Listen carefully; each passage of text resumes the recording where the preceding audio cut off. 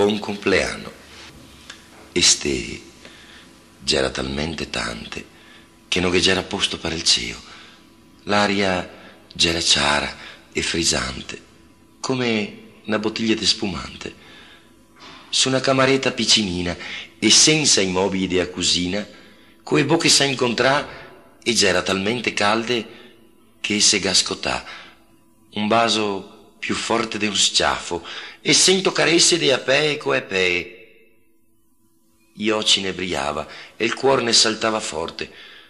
C'era febbraio dell'anno 60. Tua mamma pareva una putea. E il tempo in furia se passà. Ma mi ricordo bene.